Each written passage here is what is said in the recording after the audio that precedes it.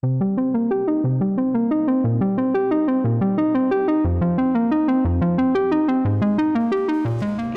un diálogo interregional entre los países de Latinoamérica, el Caribe y África constituye una oportunidad única para poder identificar cuáles son las problemáticas que tenemos en común y establecer una agenda de trabajo.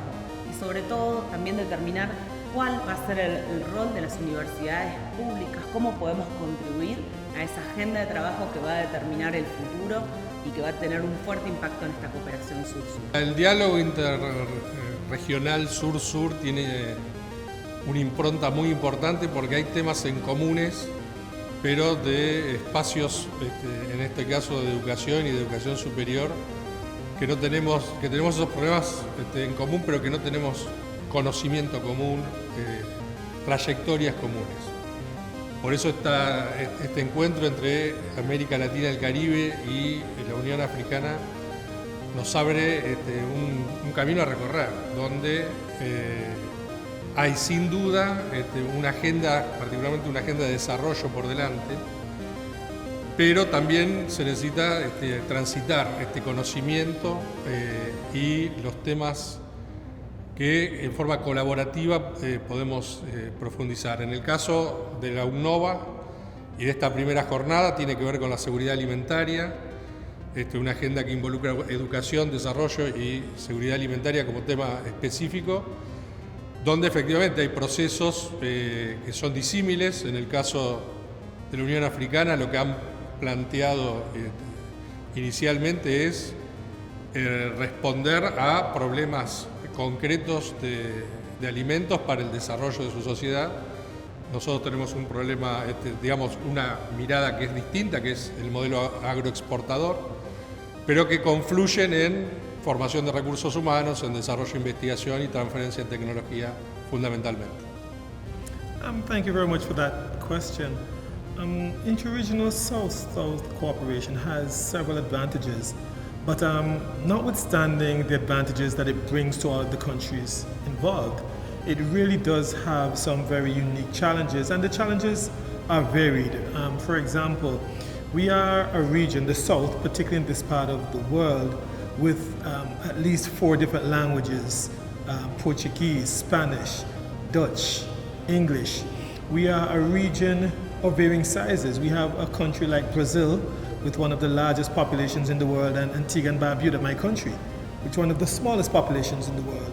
We have several countries within the cooperation that are not as politically stable as others.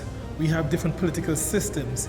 And so when you mix all of those factors together, it really produces a very difficult and sometimes politically uncomfortable set of countries to work with.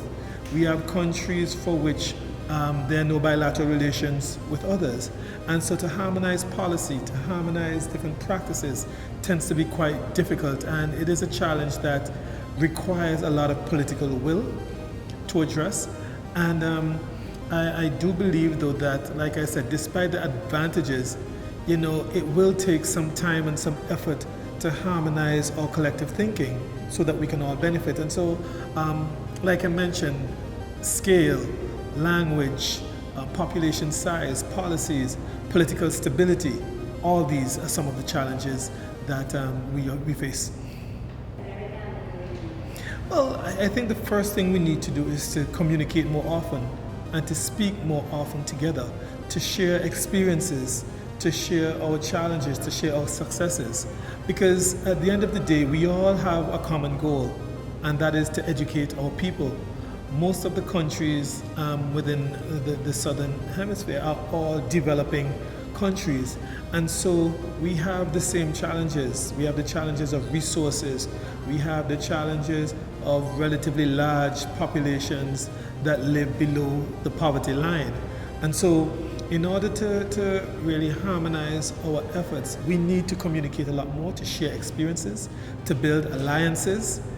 From a business standpoint, we need to also capitalize on our economies of scale. We have among the largest populations in the world. We should be able to work together to harmonize how we spend our resources, how we buy our products, our educational products, how we share experiences within our universities. You know, when you consider to travel to Argentina from Antigua and Barbuda in the Caribbean, I must first fly north to the United States and then 9 hours south to Argentina. Is there a way that we can harmonize and work together to provide a viable air bridge between the Caribbean and South America, between Africa and South America?